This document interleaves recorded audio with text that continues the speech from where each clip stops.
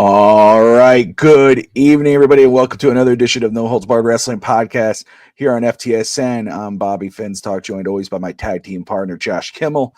Josh, what is up, my man? Bobby, I want your soul. What is he from Mortal Kombat? Who's I was that waiting dude? for it. I don't understand, but I'm here for it. Full disclosure, pre-show we were talking about topics and did you catch SmackDown, yada yada yada. I watched a 30-minute recap on YouTube, so that's about okay. as far as I got. Did go to the casino last night, Hard Rock Casino. They stole 120 from me. No big deal, not a big loss, but it hurt my soul. It hurt my soul. Going the worst. The people can say like the walk of shame is like when your sports team loses at home and you have to walk to your car, get into your car, drive home. Just a loss, right? No, walking from the whatever table of game you play at the casino to the elevator back to the car garage. Worst walk in the world. Period. It's embarrassing. It I is. get it. It's okay. It's all right. But yeah, no, I'm with you. Full disclosure, my kids were watching SmackDown. I was taking care of some stuff. I'm still prepping. I'm prepping for the draft, just watching film and creating episodes and doing all that stuff. So I was following. I actually had it on mute. Watched. I was seeing the solo segment with Jacob Fatu and that dynamic of how it's going down. My son came to me yesterday. He's like, I think they're going to do Jacob Fatu versus Solo at WrestleMania. I was like, you think? I just love that he's kind of catching on to that, which is so cool. But I forgot what I was doing, but I told my kids, you let me know as soon as the Rock's music hits, because that's what I was waiting for. And they told me, and I threw that on, and I was glued. Because I was just waiting. I didn't want to see. Something had to happen for him to jump on and cancel 2 segments. And I texted you that. When he messed up my whole show, because I had this all prepped. I was ready to go. I felt good. I wasn't rushing it. I was done. And I was like, I'm going to let you know, hey, we're good. And all of a sudden, here comes The Rock. They've canceled 2 segments. And I'm like, okay. So I said, just like SmackDown, Rock's messed up our show. I said, and you're like, I said, he just better not come out and just do this, smacking his damn wrist, which he did. But at least something happened of it. We don't know what it means, but we're going to get to that. That will be the main event of the show. We'll get into that. This was it to be, and it is. We'll start it off that way about the Elimination Chamber. The card is basically set, and the Elimination Chamber is set. We'll talk about that. Do we believe, does it live up to expectations? Before I get into that, I did want to ask you, because I know you talked about it on Real Talk Wrestling. How was that show, and what did you guys discuss? Yeah, the big topic, or the big banger of the night, was the Thunder Rosa segment. I don't know if you had a chance to watch what happened over in AEW on Wednesday night. DSG, this is not a pitch to watch AEW. This is just a recap. He called me out for it, man. He thinks that I'm the only one left standing watching AEW. Maybe it's possible. But yeah, we talked a big thing about that Thunder Rosa run. And if you have not seen that, Bobby, you have to go check it out. Imagine 2 heels beating up a babyface, and a babyface comes out with a chair, and the heels don't sell it. They laugh in the babyface's face. That's exactly what happened. You got to see this video. I heard AEW already took the video down because of how embarrassing it was. It's one of the most. I'll say this: it's one of the most ridiculous things I've ever seen on a wrestling show since Mae Young gave birth to a hand. It was literally like that kind of level of low. It was WCW going down the drain low. You got to check it out. That's all. I will. And full disclosure, that Mae Young segment was WWF. Whatever. But I know. In that era, I got you. Attitude Era, but ridiculous. It was a ridiculous segment. I'll have to look it up. I'll say full disclosure, I did not end up watching the entire thing. I started, I walked away. Was that AEW, whatever last week was. I'm forgetting the name now, but my son did, and he came running out and telling me that, holy crap, what's her name? I can't believe it.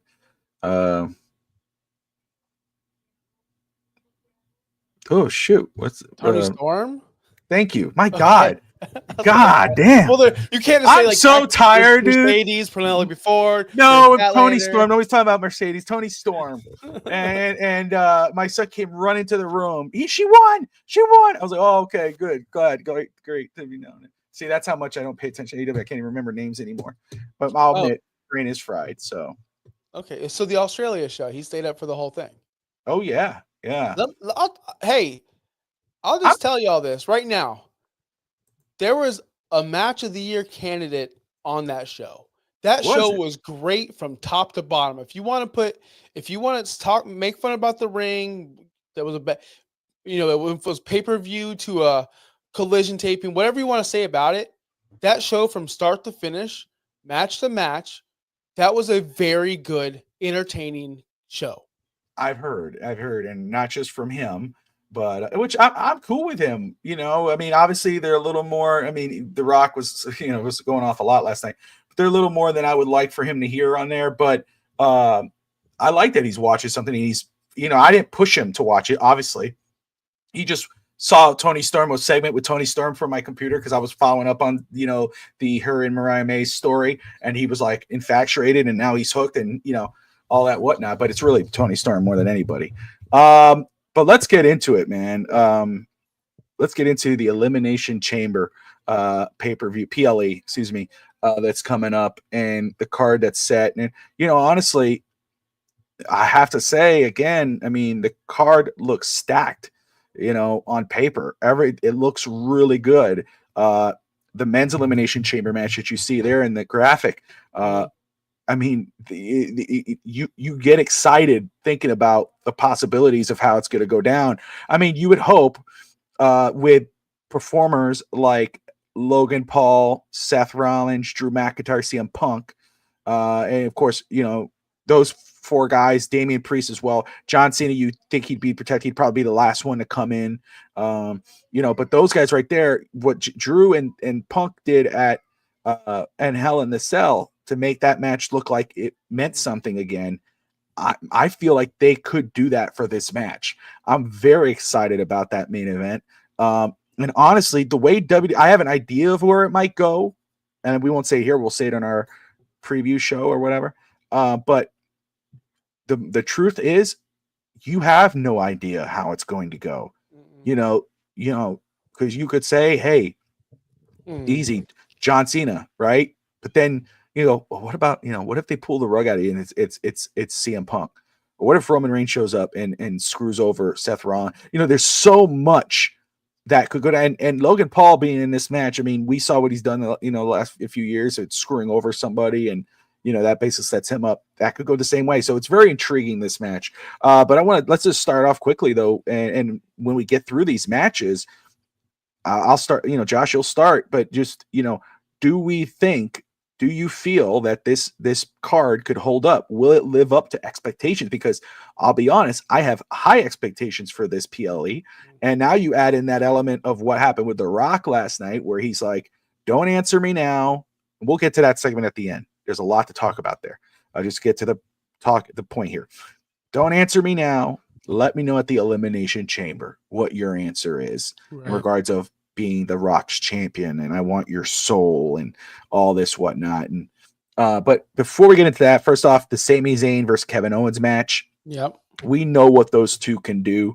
We know what they can do against other performers. We know what Sami Zayn did against CM Punk on Raw. We know what Kevin Owens did with Cody recently. We know these guys and what they've done together in the past in WWE, out of WWE, and especially in this type of match. And if Kevin Owens and Cody did that, we can't imagine what this is going to be. I'm super excited for this match. Josh, what are you thinking about this one? I'm excited for this match, and I'm really shocked that you think the Chamber is going to be the main event. I was arguing with the guys. Oh, really? Okay. On Thursday night, I think this is the main event because it's an unsanctioned match. And if they want to, how could you have an unsanctioned match in the middle of your PLE? Unsanctioned match means it's a match that's going to happen in this arena, but it's not on WWE terms or WWE, right? Policies or whatever you want to call it.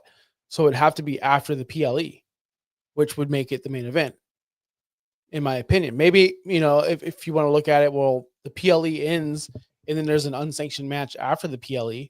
then I guess the Chamber could be the main event. They're in Toronto. They're in Canada. That's why they're doing this. This is going to close the show. It has to. But maybe I'm wrong. I don't understand. But that's besides the point. I think this match is going to be great. And do we see the return of Randy Orton finally? Because I feel like 4 pay-per-views in a row. Hey, Randy's coming. Randy's coming. Randy eventually has to come to set up this WrestleMania match because that's where they're going. That's why they're not doing Sami Zayn versus Kevin Owens. So is this tonight we do see Randy Orton finally? I'm going to say yes. We have to at this point. Maybe he's beating up Sami Zayn so bad, unconscious, and Randy Orton makes a save. I don't know how that's going to go down. But I'm excited for this match, and I'm excited for the potential surprise of Randy Orton finally heading into WrestleMania season. You think Randy's going to come back? Yeah, it has to, right? I mean, this has to be it. He's not going to show up on some random Raw or SmackDown. No, it has to be this one to set up that match with Kevin Owens and Randy at WrestleMania. The non-sanctioned match being the main event. Obviously, these two could be the main event, right? They are main event material, and I'm not going to argue against that. I just think that they would rather end the Elimination Chamber with one of these guys pointing at the sign at WrestleMania, and they've had non-sanctioned matches in the past, and they've, the one that I'm thinking about that was in the middle of the pay-per-view. It was a pay-per-view back then. It was SummerSlam. It was Triple H for Shawn Michaels. And that was non-sanctioned because that was Shawn Michaels' first match, and that was in the middle. That could have been the main event, should have been the main event with those two guys, but it was Brock and Rock. But so I don't know. I don't know about the main event, but it could be a show stealer for sure because of all the talent they're going to bring in, the type of match it's going to be. Mm-hmm. But yeah, Randy Orton's going to come in, and I mean, really, you don't need Randy for this match, though. You don't need him to come in. These two could put up enough that you don't need Randy to show up, but it would just make a lot more sense if he did. The next match on there is the tag match. And I'm just going match by match here. But the next match is, of course, tag match. It's Nia Jax, Candice LeRae versus Stratton and Stratus. I already have an idea of what you're going to say for this match, but I'm going to challenge you to be more positive on it. What's your thoughts on this one? My thoughts are this should be a SmackDown match. But if we're going to be positive, sure, Trish is going to get the huge pop in Canada, Toronto. Sure, it's going to give Tiffy that exposure to maybe the casuals that don't know who she is quite yet, which I don't know how you don't at this point. Sure, this is a positive match for Nia Jax because she gets to sell for one of the all-time legends. And sure, this is great for everybody involved because Trish is involved. But does it matter in the grand scheme of things? No, it does not. The run-in with Trish on Friday night was fun. I enjoyed it. See, not negative, Bobby. I'm like, oh yeah, Trish, this is awesome. This is cool. But what we saw afterwards was Charlotte just getting in the ring. That kind of killed it. It's like, why? We didn't need this. But I get setting up WrestleMania. So I'm excited to see Trish. I am. Every time Trish is on TV, I'll watch because I'm a fan of Trish Stratus. I thought she got better as she got older. She did. And that's why I enjoy it. Like, I didn't S all over her running last night. Her running was better than Thunder Rosa's. I'll tell you that. That's how you do a run-in, people. Tony, if you're watching. You brought up a great point because I love Trish Stratus. Obviously, you know that. But you're right. You're 100% wrong. And I don't mean this in a way of looks, even though she is a beautiful woman, no doubt, but in terms of in the ring, truly, she's aged like fine wine. That's that saying. She just got better as she got older. And, you would go, oh, here comes that cheap pop and, 5-minute match. No, she could put a banger with these girls. She could hang with the new ones. And shout out to her, man. So whenever she's involved, I'm intrigued. And, obviously, like you said, Canada, just like Sami Zayn and KO, but Canada, Trish Stratus, Canadian legend, makes a lot of sense for her to be there. And you put her in a match that's easy with 3 other competitors and whatever, it's going to get that pop and it's going to be good. It's going to be fine. It'll be a good fill-in. Trish is a vampire. She has to be. I mean, she does not really age. I mean, obviously she's changed, but I mean, it's not like it's ridiculous. And how she gets better just drives me. It's just crazy. We'll You get a know, Trish Charlotte stare down at some point because we know Charlotte's going to be involved some way somehow. If Tiffy Charlotte isn't scheduled to be anything, so she's going to be there. She's she going to has be to be involved. involved. Yeah. Yeah, so we'll at least get that. If you're into that kind of thing, Bobby, I'm going to be honest. I know this is on our topic list, but she hasn't done anything, and I'm being unbiased because I'm watching the segments. She hasn't done anything to prove me that I'm going to turn on her. I was like, oh, she's doing well. Have you seen any improvement with her at all? No, not in regards of out of the ring. Like I said, I think we talked about this a little bit. I've been surprised because we both talked about the supposed how they're going to book her. This is going to be a new and improved Charlotte, or not new and improved, but just a different Charlotte. This is how they're going to present her. And I thought it was like, okay, they're really going to Ric Flair her up, make her talk like she's the most important thing in the world, bling her out, whatever. They didn't. To me, it's the same. And shout out to Justin in the comments, co-host of the Ruckus Entertainment Wrestling podcast with Josh. Maybe I was talking to Josh the other day, Friday, and he was just talking even for Stratton. It seems like Stratton's kind of, didn't really sell the spear and was kind of looking, and she's like, I'm coming for you. And it's just like, it feels off. It feels like let's just get there. Let's get to this. Yep. And they're going to put a great match. There's no doubt. We could say whatever we want about Charlotte out of the ring and everything else. When she's in the ring, we know what she is and how she is and what she performs. But yeah, man, I don't know what it is. Somebody has to put we'll talk about the women's division because it's another great conversation that Josh and I had, and we'll talk about the main roster, NXT and whatnot. We'll get into that right in the next segment here. But no, man, no, I can't disagree with you. You know me, I'll be honest with you. I see Becky Lynch. Let me tell you, if you replace Becky with Charlotte, it would be a more interesting program. It really would. And I mean that. And that's, and not that Becky's a better quote unquote wrestler than Charlotte, but overall, character wise, it's just what it is. But anyway, talk about the women's division. Let's get it. Let's talk about the women's elimination chamber. Another stacked, chamber match there, as Justin had said there in the comments. But you got Liv Morgan, Bailey, Naomi, Alexa Bliss, Julia, Bianca Belair. That's what's maybe I am totally letting it go over my head here, but that's another match where this one more than the men's, because the men's you have ideas, but this is a match where I'm looking and I'm going, who's going to pull this out? Who are they going to pick to win this? Because you could make a case for all of them. Really, you really could. But I know Bianca Belair has been, Roxanne Perez. Excuse me. Thank you, Justin. Bianca Belair, you talked about, being up, but competing and challenging Rhea, whatever. But then you say, okay, but she's in a tag. She's tag champion with Naomi.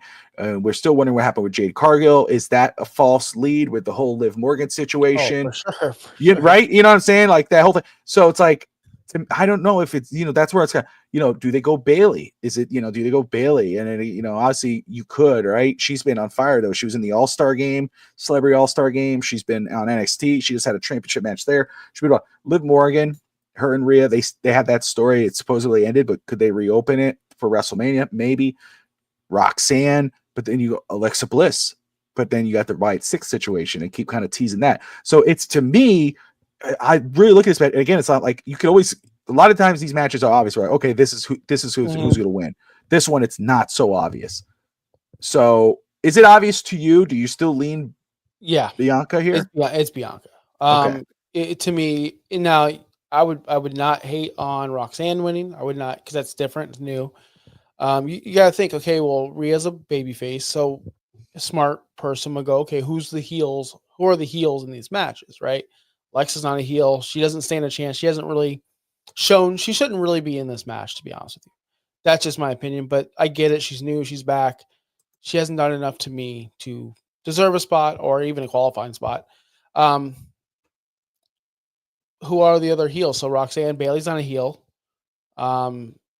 Liv's a heel, but they've already done that. You think they may, some people may think they may redo that. I think it's kind of over. So Bianca, and here's why. They've already, we found Liv and whatever Raquel walking away from Jade. There's no proof. Easily Bianca could win. Naomi could be jealous because she's in that match as well.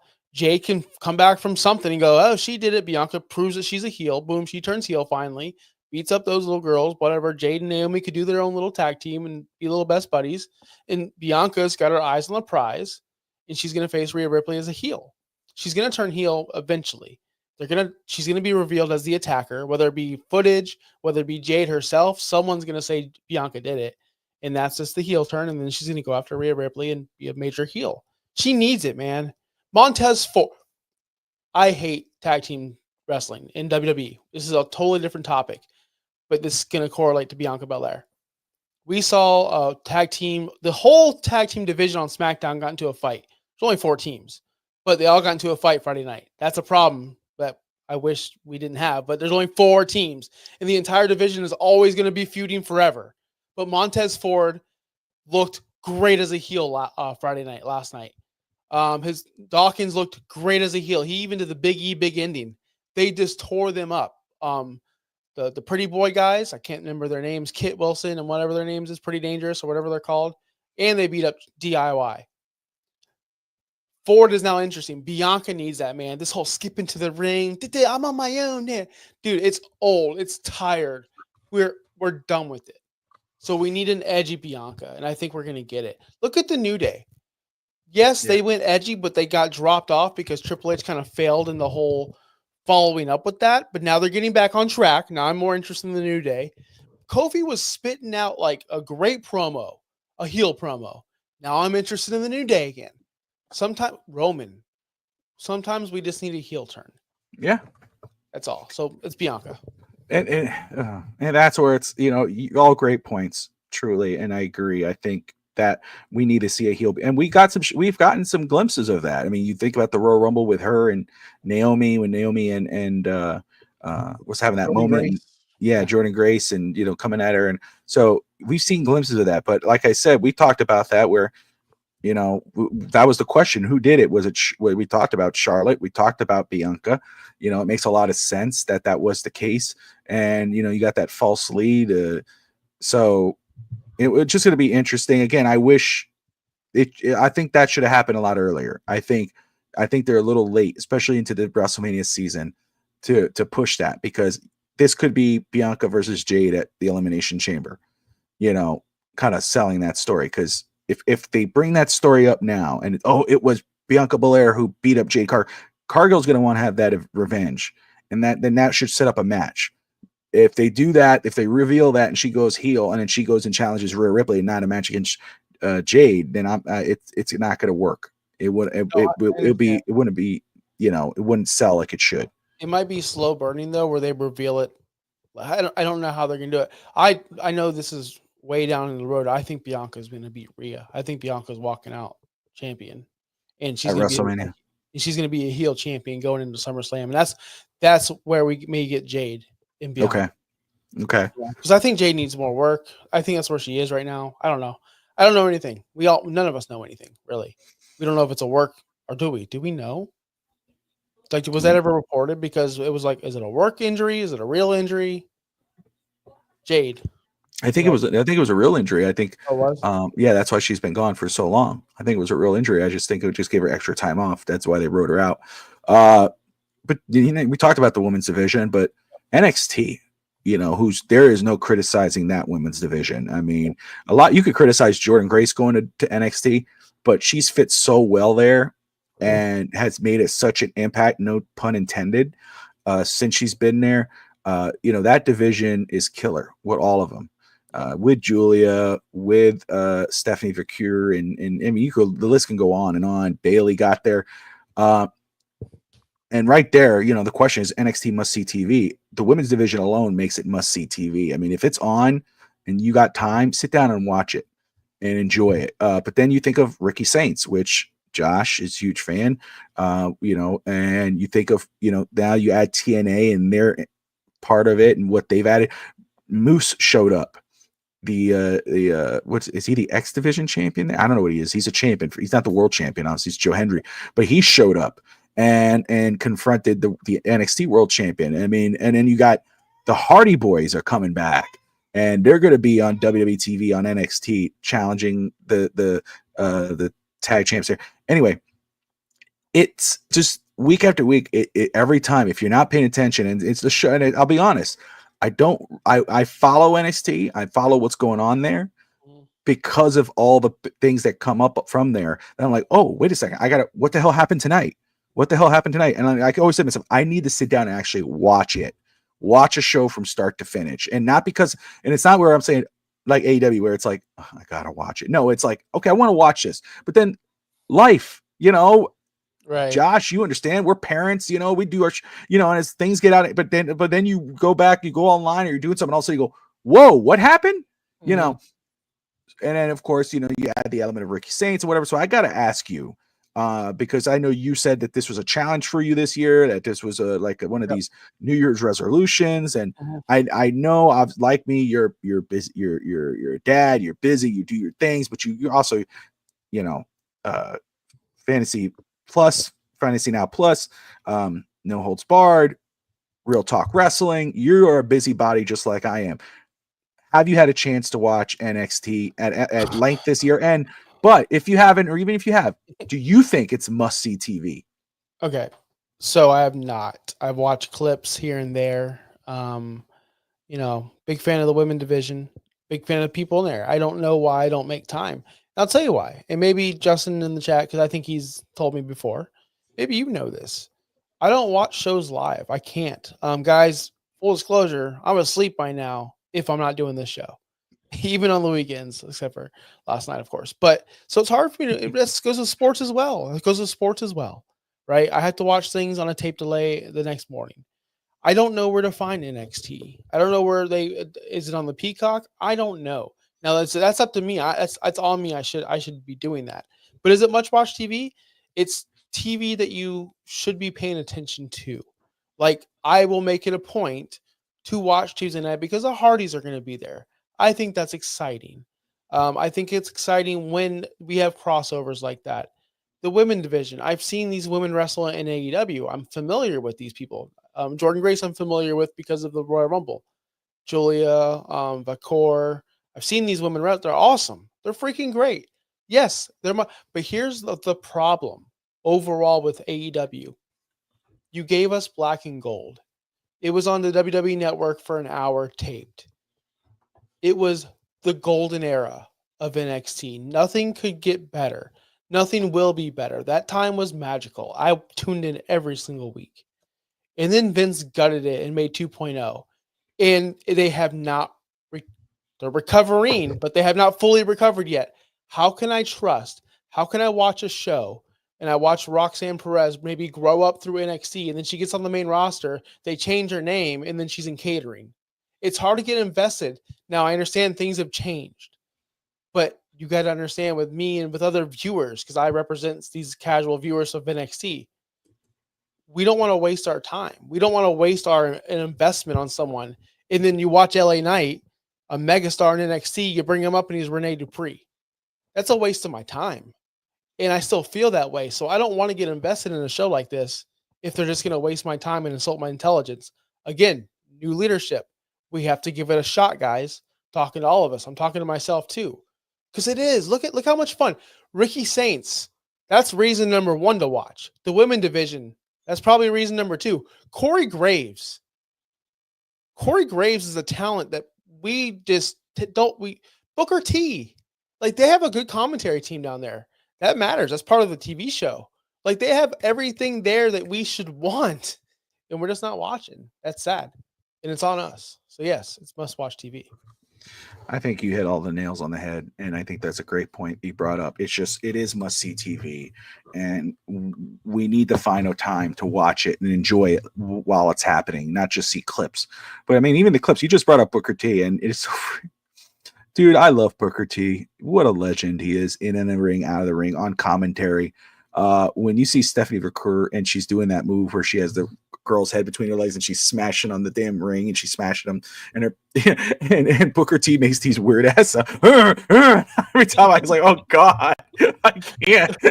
But it just makes me laugh. And He's so damn entertaining, but that show is so entertaining, and it truly is. Uh, you never know what's going to happen. You don't know who's going to show up. You don't know. I mean, whether they're coming from the main roster or they're coming from TNA. I mean, The Rock's been on there. Joe Hendry's shown up most of the time. Jordan Grace now's there. I mean, you never know. It's really cool that you have two separate entities that could jump on either show. And again, it makes you intrigued. It makes you intrigued about NXT. It intrigues you about TNA, and makes you reinterested in those things. And you brought up a great point about the black and gold. And Justin said it too. And it was amazing back then. And you're right though. What was great about NXT Black and Gold, which was ran by Triple H, was that NXT was separate from WWE. Vince McMahon ran WWE. And if you wanted to see something different yet under the WWE umbrella, it was NXT with KO, Sami Zayn, and those guys. And it was amazing. Dusty Rhodes was running it with him. And what happened though? Why did it fall off? Well, McMahon took it over. He got involved, and that's when you saw the paints, the different colors, and that's when it started becoming more. We don't watch WWE we don't watch NXT for that. We need a change of pace. And so, now that you have Triple H that runs WWE, and you have NXT ran by Shawn Michaels, and they all have the same vision. We don't have to worry about a star coming from NXT to WWE and they're going to be different. They're going to be rebranded and everything else. No, these guys are growing. They're going to do that. And if they don't succeed there, they're going to get back to NXT. I think it's awesome. And it is must-see TV. And there's too much going on not to watch it, because you are missing out. It's like when you watch part one of a movie and then, or no, you haven't seen the movie, and, or there's it's a trilogy or a saga. You can't start on part 2, part 3. You have to watch part 1. NXT is part 1. You're like, oh, who's this new guy? Well, if you were watching NXT, you probably know who he is. You know what I'm saying? And I think that's why Jordan Grace is perfect for NXT. At first I criticize it, but it works.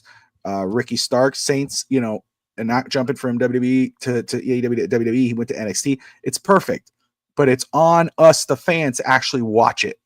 That way you're invested in these characters and you give a damn about them when they make the jump, So shout out to them. I know you're a gamer. You like the game. I like to play game. I play everything, NBA 2K, Madden, college football, Fortnite, WWE 2K. I love to create universe, and I make my own brands, and I do all this and everything else. And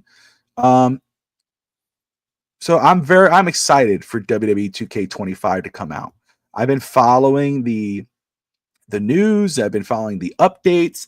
They showed Jey Uso recently. He looks awesome. But they had the old entrance, and I was kind of like put down, like, oh, dude, come on. Now they updated entrance. He comes through the crowd. That means something. The content creators that the community creators that, if you want Joe Hendry's not in the game, you could go to community creations, and there he is. Somebody did it and they killed it. AEW guys, they're there, and there's some really good ones, guys and I don't understand how the game just, these guys should be in the gaming industry. But that's what's awesome about WWE 2K. So there are some things I would like to see with it, with like the universe mode. I wish they had a legitimate.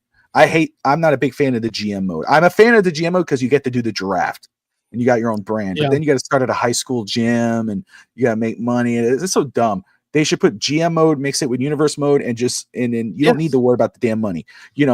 Josh, you get SmackDown, I get Raw. Yes. And you know what I'm saying? And make the universe. There 2 modes? Why is there 2 modes? There doesn't need to be 2 modes. I don't need to, I just don't understand where that comes in. And I know that I think they're rerunning. I think they added some more general managers and stuff. I hope GM mode.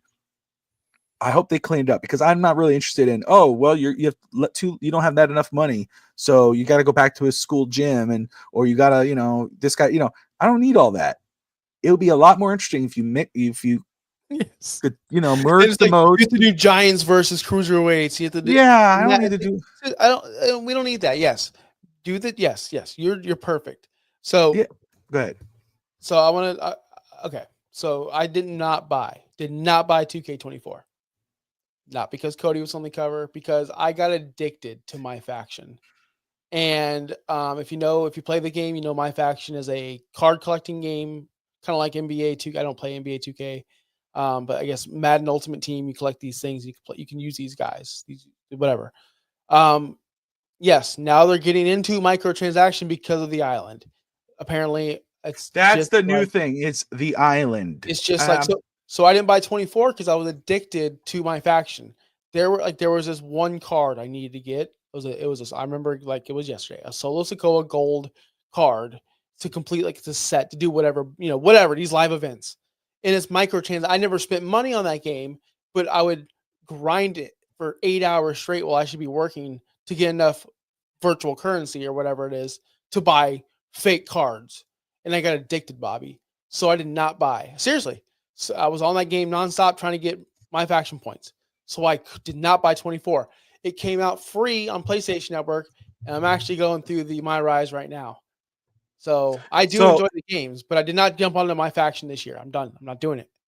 Yeah. So first off, my faction is basically what's that called? My team in Madden. What is that called? Madden Ultimate Team Mutt. Ultimate Team Mutt. Yeah. My brother, or both of them actually. I know my brother Nick is addicted to Madden Ultimate Team. He'll be playing it all night. I bought. Look what I got. Look what card I got. And you gotta. I can't stand that part of the game. I don't like Madden Ultimate Team. I don't like NBA 2K. They got one. My team, WWE 2K. The my faction. I don't get it. I'm not going to spend that much. I'm not going to spend that type of money on it. I just don't understand. For me, with WWE 2K, and I'm so confused by the island. I know microtransactions. I think you can buy parts and gear and stuff like that for your curated character. That's stupid. I won't be creating any characters. I'm not doing. I love that. That's stupid. It's stupid. I'm not doing all that. And I love creating characters. Do you buy skins on Fortnite? I do that. Do you spend real money on Fortnite? You have to. You don't have to. Yeah, you do. You don't have to. You got to get the island, not the island. The battle pass. Yeah, but you don't have to get the battle pass to enjoy the game. No, you don't. You don't have to do that. But here's the thing. Okay. When they have King Kong and Godzilla show up and the Ninja Turtles or Thanos or the Hulk, and they do it so good, because like the Ninja Turtles, Call of Duty has the Ninja Turtles showing up, but it's $20 per character, and you get all their little things and gadgets. In Fortnite, you can get all the characters, which I didn't do that, but in Fortnite you get all the characters. But he's walking around with a Roman shirt, like he's gonna have the gold glove. You're gonna be fucking stacked. Sorry, your character's gonna be like Ric Flair driving down the island in your limo. Had the Ric Flair robe, Roman chief. Don't fall for about it. But no, I do. That's fair. I do that for Fortnite. It's fun. I enjoy Fortnite. I enjoy playing with those type of characters, and and the battle pass and everything. But come on, dude. I want this shirt. Nah, I don't want to do. So let me bring it back to what I'm about to say, because I don't spend money on. I spend money on Fortnite, but I only buy the battle pass. I don't buy unless it's a skin I really want. Like the last skin I bought was the Mariah Carey Christmas skin, and I bought the emote just because I knew if I did that year round, people are gonna hate me.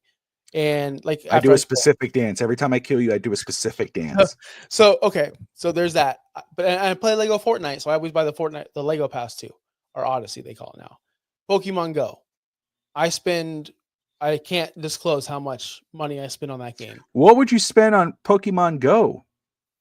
Raid passes, remote raid passes, tickets. Like there's an event coming up called the Unova Tour on March 1st and 2nd.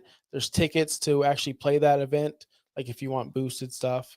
So yeah, you can spend money on that game. Yeah, I do. I spend money on that game. Wait, save your cash for the 9th.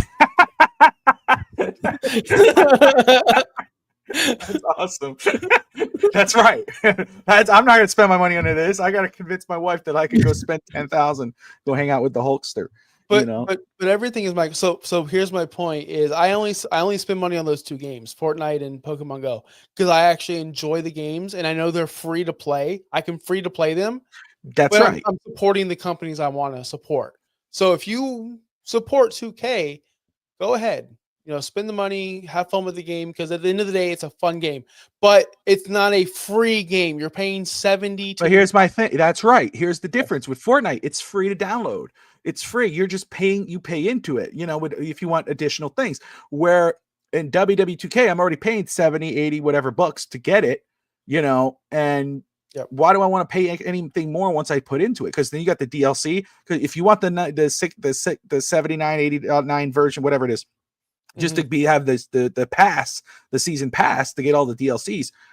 Now, okay, I already put money into it. I don't want to do that anymore. And so it's hard for me to think about, like you said, you could of course play, you just play out the my faction and then you get enough virtual coins to buy your cards and stuff. But I know for a fact that there's some people, and I thought about my brother, that will pay cash for stuff like that. Why are you paying cash on a virtual thing? You're not going to play this game in next year or the year after, and it goes for the same thing with, the gear. I would rather do the free thing. Now, I know content, community creations, it's not cross-gen anymore. You got to buy the cross-gen version of it. So if you have first off, PC, I think does not have the island. They don't have the island. And if you create a character on PC, it's not going to be on the Xbox or PlayStation. I think PlayStation, Xbox are separate as well. But if you get the cross-gen version, then you get community creations is important to me. Because there are guys I want that I don't have. And I love to do the old WCW. Like, what if WCW was not bought and it was they won? So then I would get a lot of the old Attitude Era wrestlers and get the WCW guys and put those guys together. Or my own wrestling company, things like that. But I will tell you what I'm excited about. First off, the gameplay is great. I do enjoy the gameplay for WWE. It's easy. It's fun. It's interesting. I love that they brought back the blood, the roster's huge this year. Obviously, I'm excited to see Jacob Fatu. I'm excited about the DLC. That is something I would buy if I don't have the season pass, is DLCs, depending on who's in there. And, I'm intrigued. Are they going to have a TNA DLC? Do we get Joe Hendry and Jordan Grace and somebody from TNA, the old AJ Styles? And, I'm intrigued by that. One of the developers said they said the DLCs this year are going to be amazing. They won't have the women's championships. They won't have the US and Intercontinental title in there. Community creations will. Yeah. Oh yeah, for sure. And and that's the other thing too. There are intergender matches now. You could have Dominic versus Rhea Ripley. Let's go. Yeah. Let's go, Charlotte. You're gonna be every single match, brother. Taking the leg drops. So I will say, yeah, video games are fun. To me, True Grown, yeah, I am. But it's a deflator, when you got a long day at work, you want to chill out, turn on the game. I don't care what people have to say of it. Do whatever you can to make yourself enjoy. It's not my life, but it is something I love to do. I do play sports games. And I'll tell you what, again, if there's one thing I would love for WWE 2K to do, like I said, go back. I think it was Raw versus SmackDown, Josh, where you had Flair and you had McMahon, and you could draft your roster, and that was so much fun. Go against or have the computer do the other brand, and then you run them both. Then you have legitimate roster split. I hope they would do that, and that's one thing I do like about my GM, that it has a WCW, has ECW on there. Maybe they add TNA on there eventually, but to me, it would be so much easy to put those two together. I literally buy Madden like once every 3 to 5 years. This year was the first year I didn't buy it right when it comes out, but I do buy Madden every year, or wait for it to go on discount and I'll grab it. That's what I did this year. But I haven't bought Madden in 4 years. I'm done with that game. But I understand people that still like it. I'm a, me, and you are too. I know you are. I'm a football freak. I love football. I love sports. And I grew up on Madden. I remember, dude, I used to wait outside the GameStop for it. My grandfather. We used to have tournaments at GameStop. Well, they didn't do that for you guys? No, not that I remember. We may do a tournament at my job. I'm doing a committee. They sent out an email and they're like, "Hey, would you be in?" I was like, "Hell yeah!" Would you be on the committee if we? I said yes. So I'll be involved because they got Madden, Fortnite. We're talking about all those types of games. But Madden, my grandfather used to give me hell. He would give me hell because he would have to drive me at midnight to go to wait in line. You know, he would wait in the car as I stood in line and waited. And I was so excited to get home and play. I didn't care if I worked the next day. And I don't do that anymore in regards of waiting at midnight because you could just download it. But I love franchise mode. I love I care about the new guys that are implemented in the game. I'll simulate it like 3 seasons and pretend like, oh, now I bought the Dolphins and I'm gonna go ahead and fire everybody. I do that. That's one thing I do. I was gonna ask you how you do the universe mode In WWE. Let me tell you how I run universe mode. Okay. I set it up just regular. I put my champions who I want. Put my champions who I want right away, whoever it is, and I make no brand splits. Everyone could be on every show, and I delete NXT, so it's just Raw, SmackDown, pay-per-views. I simulate the entire year up until the Royal Rumble. I play as the men's number 1 guy, and I go through and I just play the Royal Rumble. And whoever wins, if I lose, whoever wins, I immediately take over that person. And I just go towards the road to WrestleMania. I win the title at WrestleMania, simulate Rumble. That's what I do. Okay, so I'll tell you with 2K, with universe mode, I've done that where I've done the split. You know what I mean? And the brand split. And I'll make the champions the current champions. What's up, Mr. Pops? And I'll just roll with it. And I'll talk about the physical copy in just a second, DSG, compared to the download. But for me now, what I've recently done with it is I just kind of spoiler. I've done it where, okay, there's WWE and then there's another company. And so, like, for instance, okay, there's the WCW brand and there's the WWE brand. And, and then I've done it twice. I've done it 2 different ways. I've done it where it's a current roster, and I'll put them and I'm not putting old guys on there. It's not like I'm putting Scott Hall and Kevin Nash, and because I need if I'm doing that, then obviously Scott Hall, rest in peace, but Kevin Nash is old, gray hair, something like that. I've done it where I'll put the young Shawn Michaels, Scott Hall, Kevin Nash, Hogan, and got to download Flair, and it's like, okay, and you got Luger, you got those which came from DLC, DDP. I put those guys in there, and it's like, okay, what if WCW were the ones who took over? And then, okay, SmackDown, you have WWF SmackDown, and then you got WCW Nitro, and and then that's how I'll run it. And so, in my son, what we'll do is we'll write down the rosters, we'll put them in a little spinner, right? Okay. And so, Tristan, you're in charge of SmackDown. I'm in charge of Nitro. All right. And then, we don't want to end up with like, okay, who's the first pick? Oh, it's some rando guy, some guy who's a nobody. You don't want him to be the number 1 pick. You want one of the top guys. So I'll say the first these 20 guys are all main eventer type of guys, or 15, whatever. Here we go. All right, and he's go, oh crap, you got Lex Luger's your number 1 pick. The Rock is on Nitro now. Austin's on SmackDown. Hogan's on Nitro. And we go back and forth and back and forth. And then we run it where, okay, there's Nitro. We'll have fun. We'll create a card, SmackDown, and then we'll go pay-per-view by pay-per-view most of the time.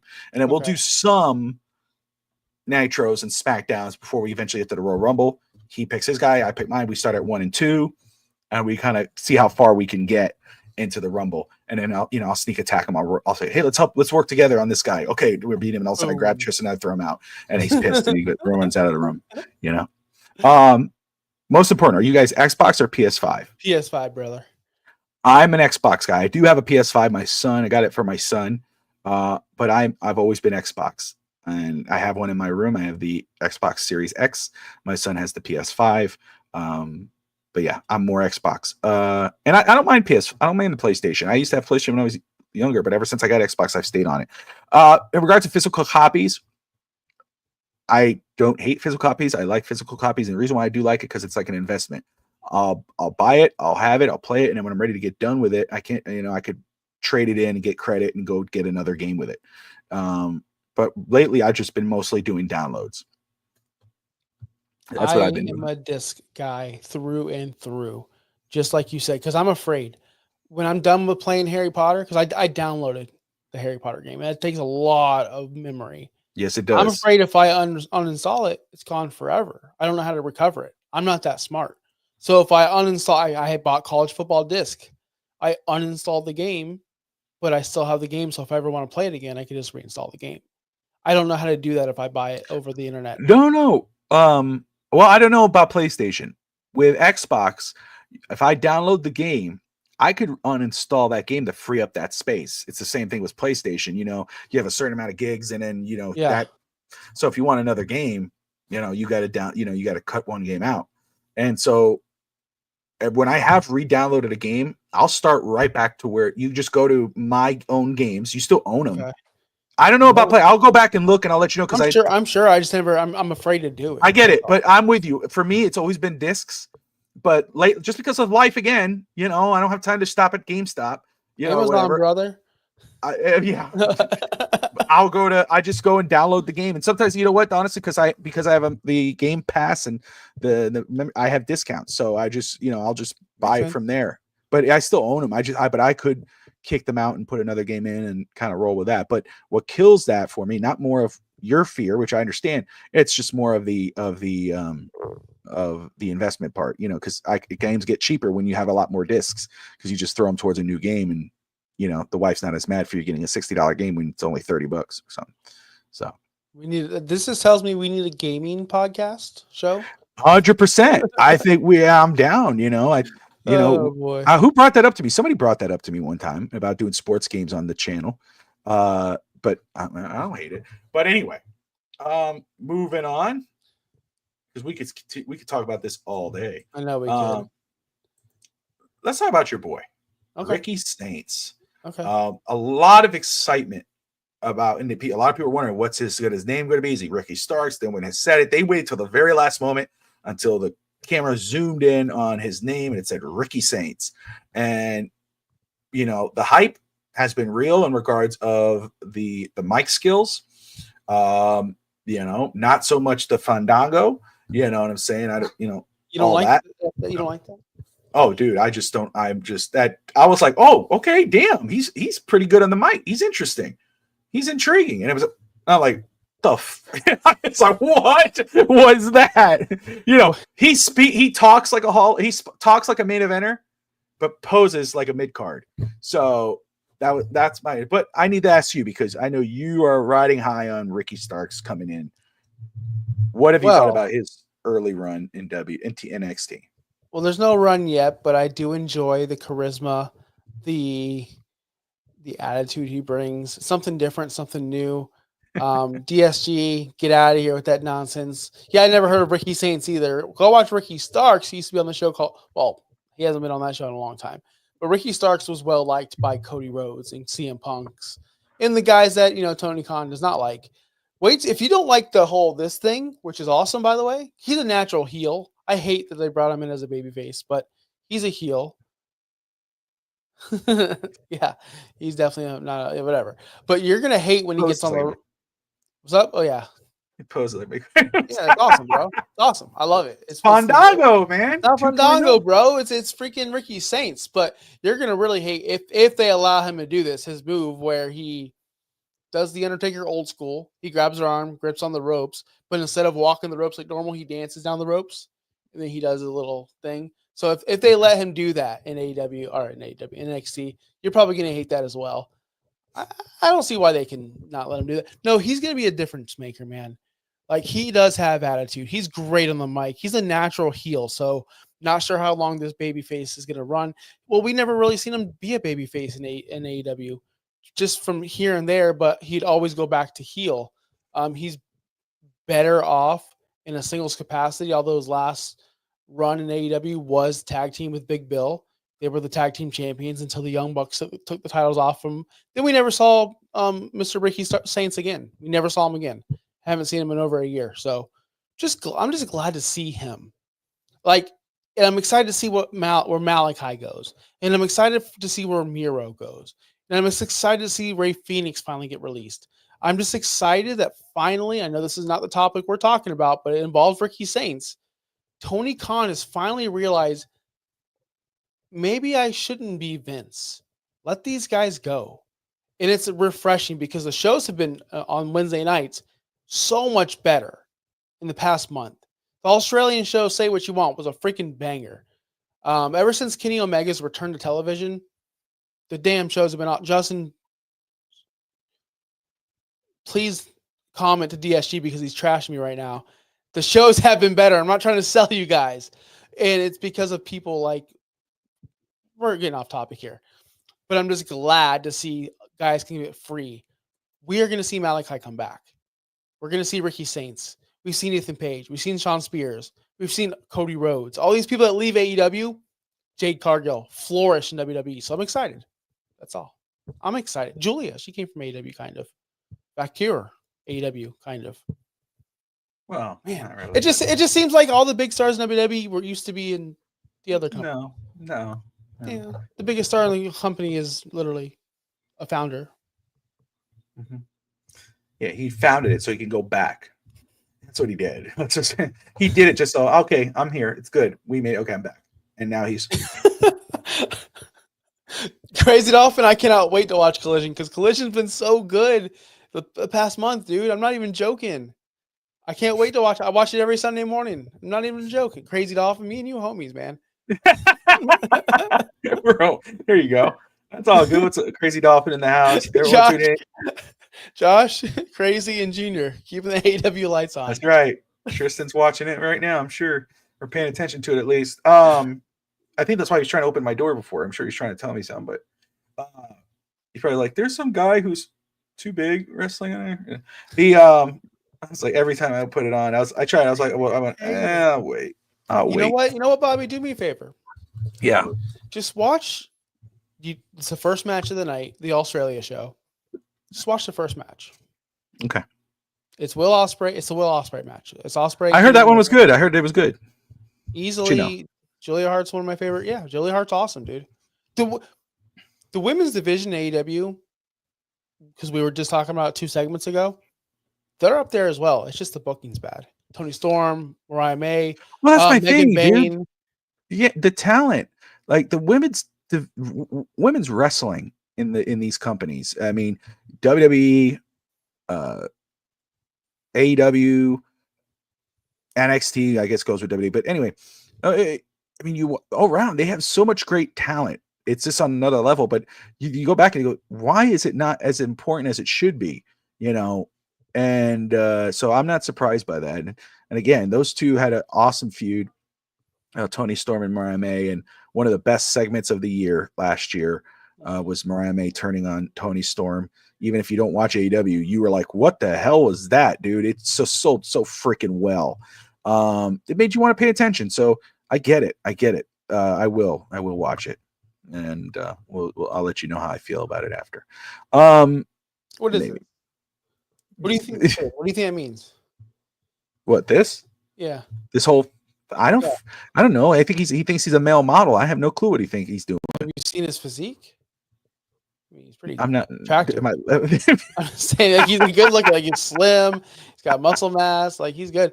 Do you know why they chose the name Saints? You think? He's from New Orleans.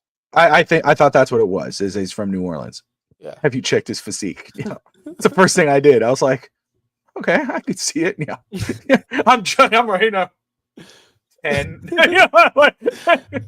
oh man, whoever would ever thought the WCW junior weights would have their own show on TNT? Wow! All right, DSG. You know what?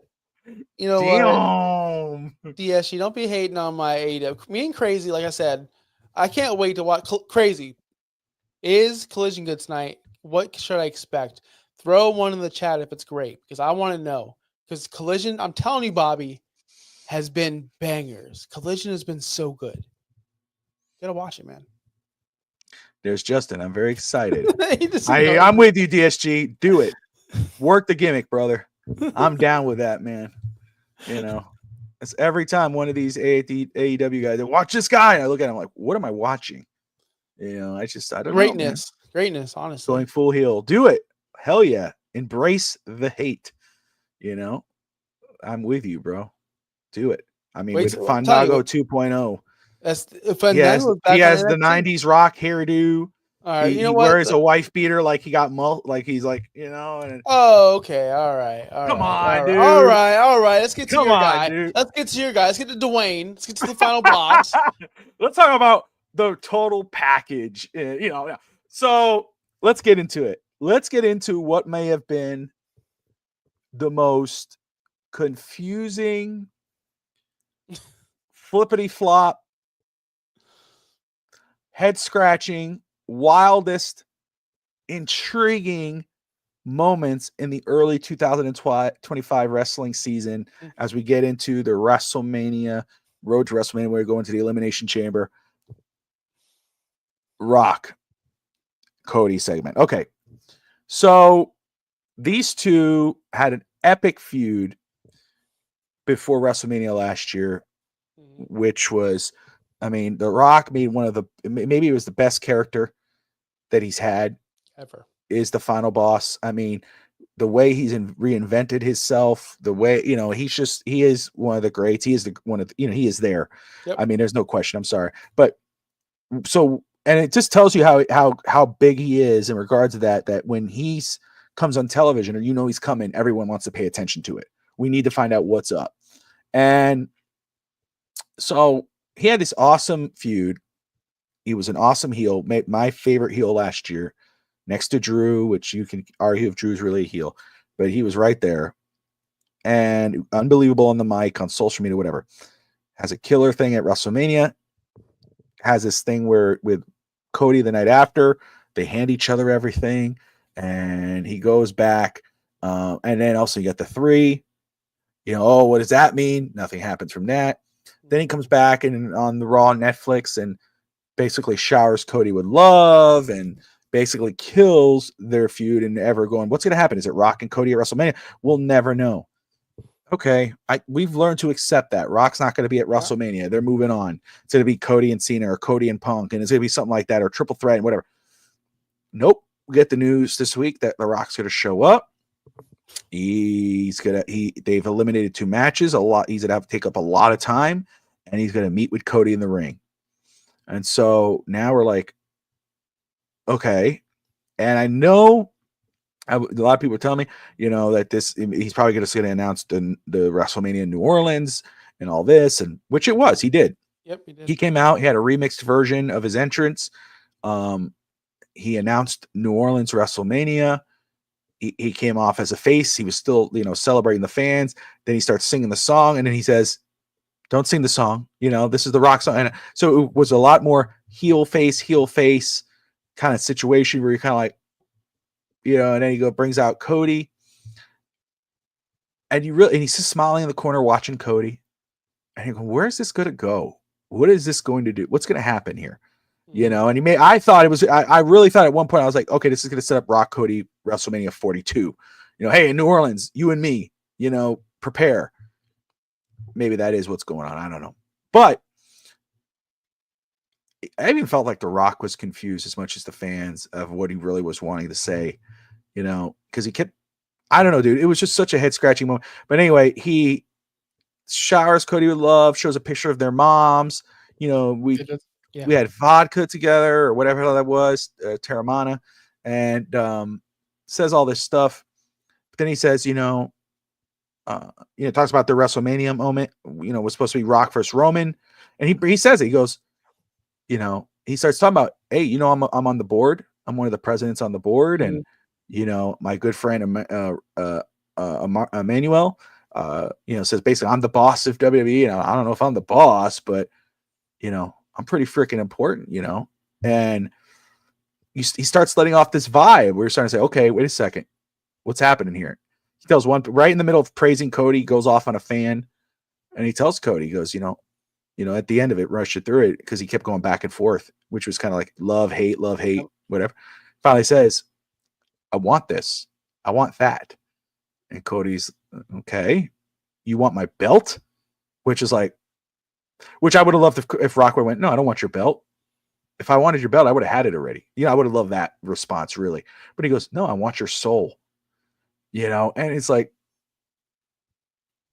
I think everybody kind of went, what? And he, I want you to be my champion, not the people's champion, not the WWE's champion. I want you to be the Rock's champion.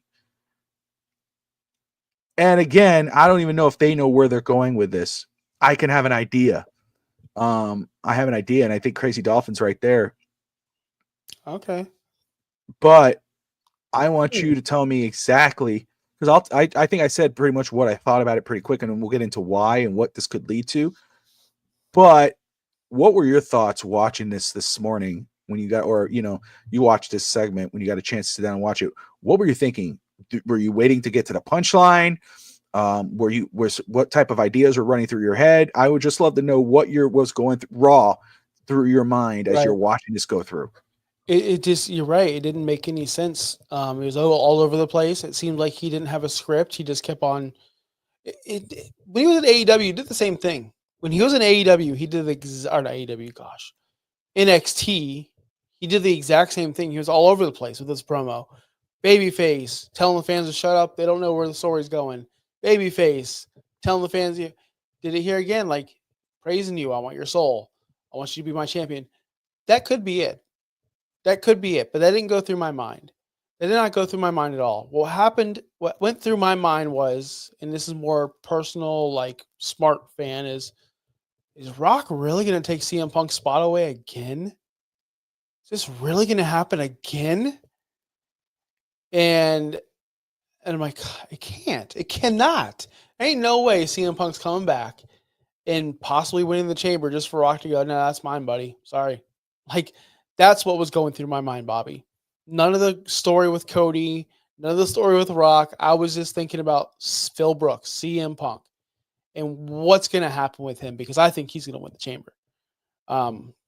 And if he gets screwed over again, I'm like, Rock, bro, this ain't it. You tried to screw Cody last time, but the fans, what are you going to do this time when the CM Punk fans come after you, bro?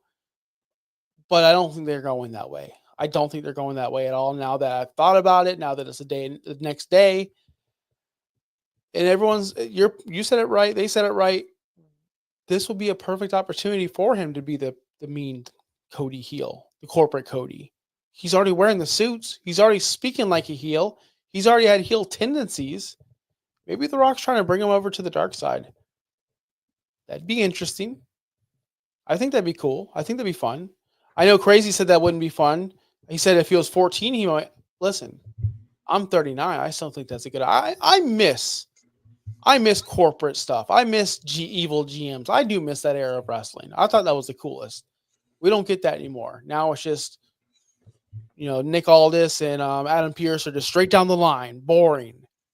I miss power struggles, but how do you feel about that? So, first off, and when I started figuring it out where this was headed in regards to what The Rock was talking about, and I think everybody's kind of figuring it out with him being The Rock's champion, the corporate champion, and heel Cody. I love it.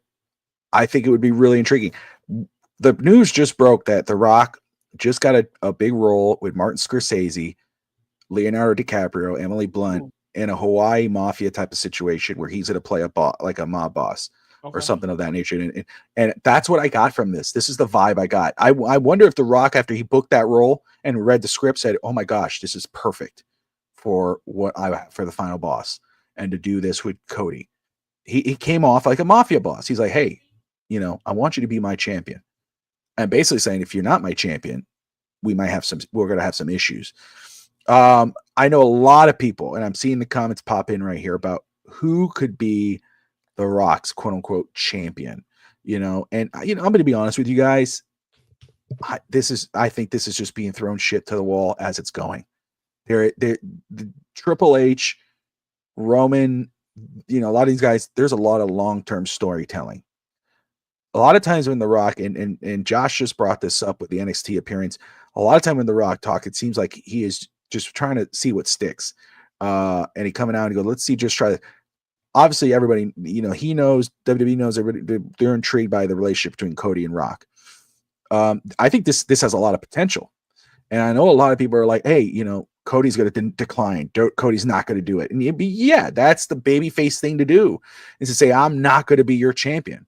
And I would expect that would be the first answer. I would expect Cody at Elimination Chamber to say, I'm not going to be your champion. I'm the people's champion. I'm the real people's champion. I'm here for them. And I'd like to say that The Rock would have a bunch of people jump Cody and kind of put Cody in his place and, kind of finish up.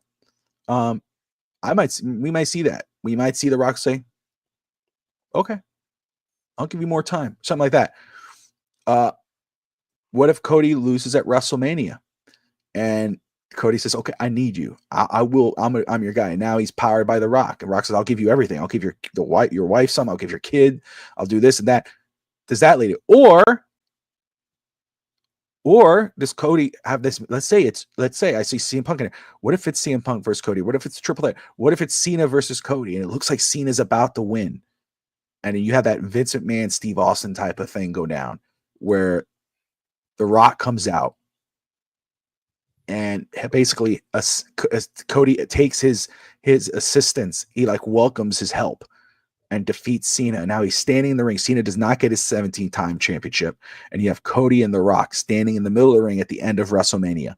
And now you have the corporate champion, Cody. And then Monday night or Friday night, SmackDown, or the night after WrestleMania, Cody comes out, hair is black, and he's the people's champion. He's The Rock's champion. Hair is black. Well, whatever hell he did that one time he colored his hair, or it brings back his natural hair color. But again, all of it's right there. I mean, there's so many ways they could go, and Justin just wrote it in there. There's so many ways they can go. Mm-hmm. And I think that's where The Rock is kind of going, and I think that's where, hey, and they're saying, oh, we don't need to go. The Rock says this doesn't need to lead to a match. Well, he's basically saying, now they're not saying, to me, that doesn't mean that the match is off the table. That just means, hey, don't expect a match at WrestleMania this year. Maybe this leads to something down the line. Maybe it doesn't. Maybe eventually he freaking does his finisher on me and he rides off into the sunset. But I think, to me, when I look at this and I started where I'm like, man, yeah, he Drew McIntyre, whatever. Okay, but do we care? Would we care to see an alliance between Drew and The Rock? No, I don't think so. No. CM Punk, no. John Cena, no. I mean, John Cena, that's crazy. This is out of the room because John Cena's on his final run. Hogan did it. Why not Cody? Well, again, Austin did it. It didn't work for Austin. It would work for Cody, I think. Cody could keep the final boss thing alive, but now he would be second to the boss, to the final boss. But again, it could work. And because I can't see I could see him saying no the first time. And then if the Bloodline 2.0 was still existing, I could see the Bloodline coming out and attacking Cody. The Rock stare. That's what I thought was going to happen last night when The Rock and him were having that awkward stare down. At the end before the cameras stopped rolling. Right. I figured someone was going to come out and start beating the shit out of him, kind of like as a proving point to Cody. It didn't go down. They just finished. So that could happen at the Elimination Chamber. But again, I just feel like the ultimate thing would be is to Cody accept that help at WrestleMania. And the perfect person for that, again, for me, would be, but again, CM Punk works or John Cena works because the history is there between Rock and Cena, Rock and Punk, Cody and both of them, where it looks like this is it. Cody's about to lose this freaking match. The crowd's popping, false finishes, the ultimate finisher, 1, 2, if you smell, and and then Cody accepts it, does the move, and they hug in the ring, kiss each other on the cheek, and hold the title up. And now that's how you close WrestleMania. And that would be epic. He wants him to be his champion. Go ahead. I'm sorry. Go ahead, Josh. Justin just brought it up, but I was going to say Roman. Last time we saw Rock and Roman together, Rock put that Ulafala on Roman's head. And if Cody won't be his champion, does it fall back to Roman being his champion? And because we never paid off Roman in the stadium. You're in my way. Right? We never got that. We never got that payoff yet. There's going to be one more match with Roman and Cody with the title on the line. Should be. I don't think Cody's dropping this title soon. And if it's going to be Roman, he's going to be heel again, and Cody's going to remain babyface. I don't know. Or do we see Roman aligned with Cody, and then we have not Roman and Cody, sorry. Dwayne, Rock, the final boss, and Cody, and on one side we see Roman and Paul. I don't know. I don't know how it's going to go because that match has to happen. So if It Cody has does, to happen. if Yeah. maybe they do that dynamic where Cody's the heel and Roman's the babyface now, that would work. I don't know, man. It can go anywhere. It's just right now they have us so confused, and I don't think that S is just getting thrown out the wall or the fan. I think that Triple H has this roadmap, and Dwayne's like, no, we're gonna do this now because I'm free now, and I think that's messing up plans. I really truly think him being available and Well, I'm not saying Triple H is throwing shit to the wall. I mean, The Rock is. yeah, The Rock, like you said, The Rock's schedule is, and then when he's free, hey, I'm coming in, and guess we're going to throw a wrench in here. We're going to do something a little different. And the beauty of The Rock is that he doesn't have to do everything. He doesn't need to always be there. His shadow could be there. And if you add an element of The Rock's champion, you could sell, and then Cody, wear the belt, Cody's the top dog, whatever. And then The Rock shows up and says, I'm the top dog, and that's the thing too. I was thinking about that yesterday with the whole tribal chief thing. We are in Brian Garrett's head now, boys. Yeah, that's it. And I don't know. There's this, it's just, I will say this about the segment: head scratcher, back and forth, confusing, but the end sold it for me. The end. I wish The Rock didn't need all that time. He could have easily called Cody out and say, hey man, you and I battled it out last year. We've worked it out. I'm proud of you as the champion. You've done it great. You've surprised me. I didn't think you had it in you. That's what he could have said. Like, that's, I was with Roman and, but I've been looking at you and I've been proud of you. And, and I want that. I want that right there. We have unfinished business. And, oh, my belt? No, I want you. I want your soul. I want you to be. And then that would have been like, whoa, wait a second. But it took forever to get there. And there were so many detours. Yeah. Rock, we know you have the crowd in the palm of your hands. You have everyone there. Everyone who's a wrestling fan watching you. We're paying every little thing you do, we're watching you. We don't need you to react or do anything to the fans. Just get to the point. Get to the point. And the WrestleMania announcement, he just did that because he's The Rock. He's like, I'm going to make that announcement. I want that pop. I don't blame him. And it's fine. Whatever. Yeah. He's on the board, dude. Screw it. The Rock could, and that's the thing. Here's the issue with that too, because he is where he is and who he is. He could do that. What are they going to do? Somebody's going to hand him a script. The Rock doesn't need a script. The Rock is his own script. Well, he needs a script. Well, he does, but he's not going to use it. No. The script is Brian Gertz, but Brian Gertz is like, hey man, and Rock's like, I like that, brother. Let's do that. Yeah, we got plenty of weeks to WrestleMania. We have plenty of weeks till this gets resolved. Who says this has to be everyone always goes WrestleMania has to happen this way, that way. Exactly. It can go anywhere. It can go further past WrestleMania. So I'm excited, Bobby. It's like we always. I'm excited. I'm intrigued, dude. We don't know what's going to happen. That's what's great about it. We always have answers. We always have questions. We always have thoughts on wrestling because every single week, at least in the WWE side, we don't know what's going to happen. But Elimination Chambers next week, right? Next Saturday? That's right. Dang, we're doing a pre-show, huh? Can't wait. Guys, we're doing a pre-show for Elimination Chamber. Time is not set yet. DSG says, go Aaron Rodgers. Yeah, go Aaron Rodgers. Woo. Really? I think he should be the Dolphins. Just stop it. Has that been a topic? Has that been a topic? No. I ain't talking about none of that crap. He always tries to bring up Aaron Rodgers. Man, send that dude somewhere. I still need to watch that Netflix documentary on him, and I will do that one day. But you need to watch next week. We will be here live before the Elimination Chamber, bringing you into it, the pre-show that you should watch, because we're breaking everything down from the men's chamber match, the women's chamber match, and anything in between, including that unsanctioned match. And we'll be here the week after to break it all down because this is going to be huge. The road to WrestleMania will be set and locked and loaded, and we're all excited for it. So, Bobby, I'm going to let you plug everything else we got to plug. I don't know where that came from, but I'm getting pretty tired. That's all good. I think that was perfect. Yeah, we'll be back. We'll be on a little earlier next week. We'll figure out the time. You'll see the post. We'll be the Elimination Chamber preview show. We'll be excited to watch it. And like you said, there won't be a post show, but we will react to it the week after, because again, what's going to happen with The Rock and Cody? Who wins the Elimination Chamber? Now we'll know the main event of WrestleMania night 2, probably. For For tomorrow, I'll be live again at 11 a.m. Eastern time for On the Clock, the Miami Dolphins draft show, talking about the Dolphins draft, talking about recent Dolphin news.